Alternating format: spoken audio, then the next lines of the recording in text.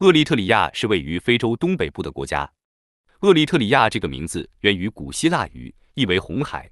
厄立特里亚因扼守曼德海峡，战略价值十分重要。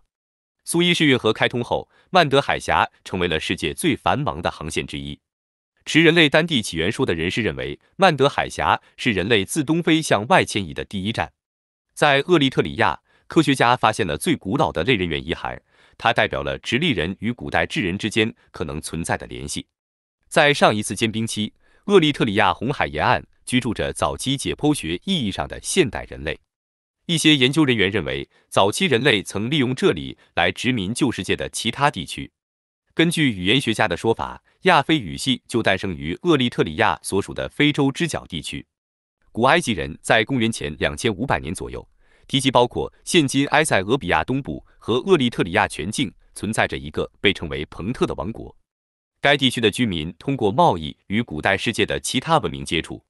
公元前800年，埃塞俄比亚北部与厄立特里亚成为 DMT 王国的属地。该王国于公元前5世纪灭亡后，非洲之角地区出现群雄割据的局面，直到阿克苏姆王国在公元1世纪崛起后，该地区才重新获得统一。成书于罗马帝国时代的厄立特里亚海航行记称，在阿克苏姆王国统治期间，厄立特里亚是当时世界上主要的象牙出口地。凭借获得的财富，阿克苏姆人修建了许多大型石碑，其中一根花岗岩柱因高达21米，成为当时世界上最大的石碑。到公元4世纪，阿克苏姆王国皈依了基督教。公元615年，即穆罕默德在世期间，阿克苏姆国王萨哈马为逃离迫害的早期麦加穆斯林提供了庇护，这在伊斯兰历史上占有重要地位。自公元7世纪末以来，随着阿克苏姆的衰落，异教徒贝甲人占领了厄立特里亚的大部分地区。后来，贝甲人被来自南部的阿比西尼亚定居者驱逐出高地。与此同时，厄立特里亚经历了缓慢但稳定的伊斯兰化过程。1060年，达赫拉克群岛和厄立特里亚沿海的部分地区被也门控制，该王朝自称为达赫拉苏丹国。从11世纪到13世纪，达赫拉苏丹国得益于控制红海贸易的垄断地位，国力达到了顶峰。然而，在13世纪中叶，统治埃塞俄比亚和厄立特里亚北部的扎戈维王国在南部开辟一条新的贸易路线。当时，红海沿岸的商业价值吸引了葡萄牙的注意。1541年，达赫拉克群岛在经历葡萄牙2次袭击后，失去了往日的繁荣。16年后，达赫拉克群岛成为奥斯曼帝国哈贝什省的一部分。同样在16世纪，厄立特里亚受到了阿达尔苏丹国穆斯林领导人艾哈迈德格拉根的入侵。在驱逐艾哈迈德的军队后，奥斯曼人暂时占领了厄立特里亚更多的沿海地区。在接下来的3个多世纪时间里，奥斯曼帝国对厄立特里亚大部分领土只保持着脆弱的控制。到1865年，埃及从奥斯曼手中夺得了厄立特里亚北部港口城市马萨瓦。此后，埃及以马萨瓦为根据地，不断向厄立特里亚内陆高原推进。11年后，埃及军队被埃塞俄比亚军队全歼。1869年，苏伊士运河的开通使红海成为西方列强争夺的战场。当时，基督教高地封建领主的权力与穆斯林统治的海岸形成了对立。此时，马雷布河已经成为厄立特里亚和埃塞俄比亚之间的天然边界。1869年至1880年间，意大利鲁巴蒂诺航运公司从当地阿法尔苏丹手中购买了毗邻阿塞布村的红海海岸，作为苏伊士运河沿线航道的加煤站。接着，意大利将阿萨布港作为殖民据点，然后向梅德利巴赫里公国和绍阿公国控制的红海沿岸推进。在殖民者的进攻下，梅德利巴赫里公国于1871年灭亡。沿海地区被殖民者吞并后，剩余的内陆地区选择臣服于埃塞俄比亚帝国。1888年，意大利政府在新殖民地启动了首批开发项目。除了基础设施项目外，殖民当局还在农业领域进行了大量投资。1年后，意大利趁埃塞俄比亚君主约翰尼斯4世去世之际，占领了现今厄立特里亚内陆地区。意大利殖民者不愿就此收手，他们还想吞并埃塞俄比亚。在孟尼利克2世的带领下，全体埃塞俄比亚人团结一心，在1896年打赢了阿杜瓦战役，取得了非洲反殖民历史上前所未有的胜利。此时，英国与法国担心意大利会控制红海，于是，在两国的调停下，意大利被迫承认埃塞俄比亚的独立。1922年，墨索里尼在意大利掌权后，再次将目光聚焦到埃塞俄比亚，在法西斯的坦克大炮乃至毒气攻击下，1936年，埃塞俄比亚全面沦陷。同年5月，墨索里尼宣布意大利帝国诞生。当时，厄立特里亚与埃塞俄比亚和艺术所马里兰合并成立为艺属东非。此后，厄立特里亚被意大利政府选为艺属东非的工业中心。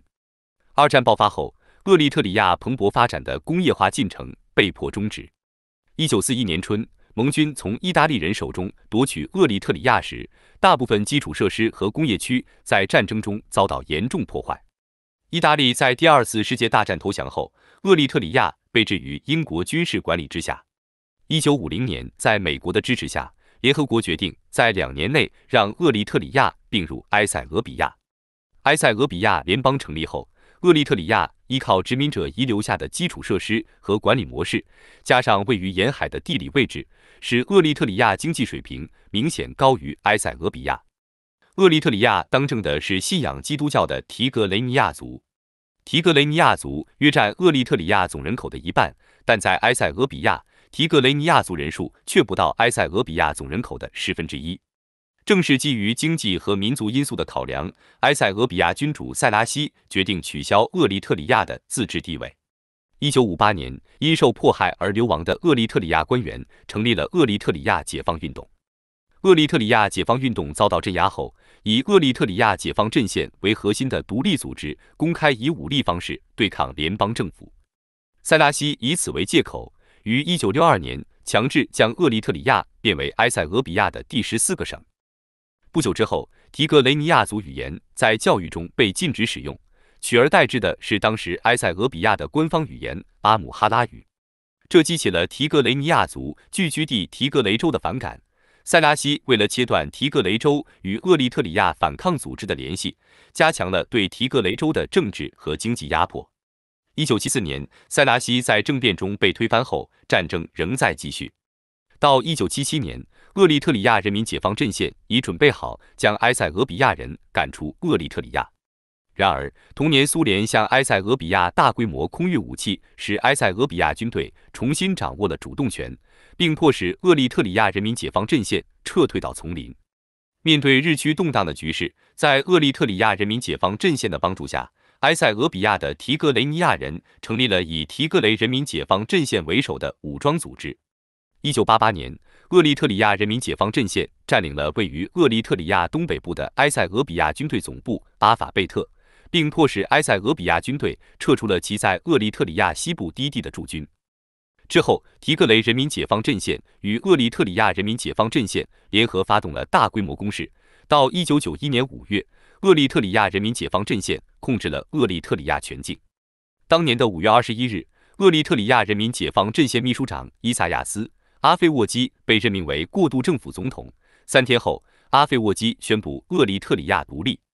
厄立特里亚独立之初，跟埃塞俄比亚的关系还算密切。然而，到1998年，双方因经济纠纷和边界摩擦爆发了大规模战争。2000年5月，在联合国的调停下，两国恢复了和平。与此同时，厄立特里亚政府与联合国维和部队之间的紧张局势加剧。联合国于2008年宣布撤出特派团。同年，厄立特里亚在拉斯杜梅伊拉边境地区集结军队。厄立特里亚和吉布提之间的冲突导致30多人死亡。厄立特里亚之后卷入了索马里冲突。